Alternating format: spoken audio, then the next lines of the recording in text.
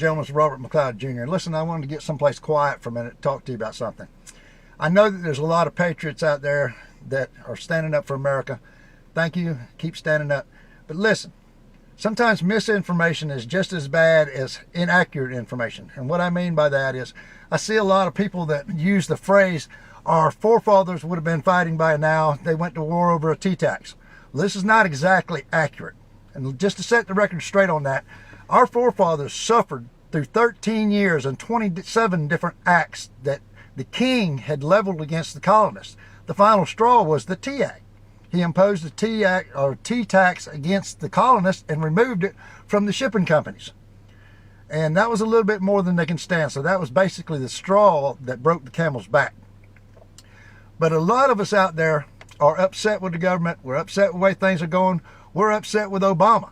Well, look, even though King George put 27 different acts against the colonists in 13 years, most of those acts were strictly restricting the colonists and forcing tyranny down their throat. Obama has signed 223 executive orders in 7 years.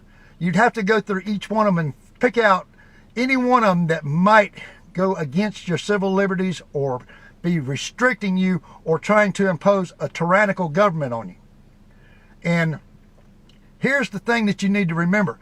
As long as he doesn't impose martial law or suspend elections, we still have something that is available to us. But it takes you having faith in yourself and your ability and your friends to get together and go to the polls.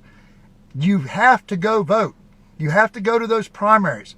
And most of you that vote know that I'm telling you the truth. There's a box that says write-in. Right underneath it, some of them it says other. All you got to do is click it. A keyboard opens up and you type in a name. Doesn't matter if you're on the Republican ticket, you're on the Democratic ticket. You still have that same option in your primaries. That's where you remove the incumbents. And for those of you that are saying, well, no voting is going to take this government back, we need to just go to guns and take our government back. Okay, pull your gun and your knife out. This gun right here and this knife, pull them out. I want you to press the buttons with this, okay, and type in my name. And then I want you to take your knife and tell the corporations and the rich cats up there to shove their money where the sun don't shine. Because that's what it's going to take. Somebody standing up for America and putting somebody in that office that's going to take America back. If you still believe in the American way of life, it's time we stand up and remove the influences we have in the United States that do not belong to the United States. They belong to some other country. And if you don't believe it, you just follow the money and you'll find the countries it's coming from. Obviously, somebody up there is pulling strings that we cannot cut. The only way we're going to cut them is to cut ties with whoever's pumping the money into Washington. And to do that, you're going to have to put somebody from outside Washington up there. And no, they're not going to like it. But you know what? There is somebody. Myself is that person. I have enough people that will back me up. All I got to do is call on them, and we can flood Washington with enough people to stand up. And if you think our forefathers had the right idea about sitting down and writing the Constitution of the United States, I'm going to bring that many forefathers together. We live now. We exist now. There's enough people that I know right now that could sit down and write a whole new Constitution. It'll be identical to the other one and put this country back on the organic Constitution. You've got to believe that it can be done. You've got to get out there and do it. You've got to stand up. Take a stand. Make a stand. You make that stand when you go click other. And I can promise you, if enough people do that, we're going to send these asshats packing.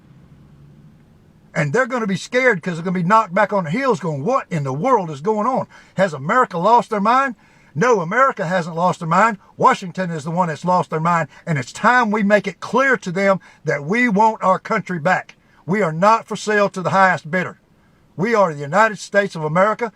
We are Americans, and our Constitution says we the people, not we the corporations. And by God, we're here to take it back.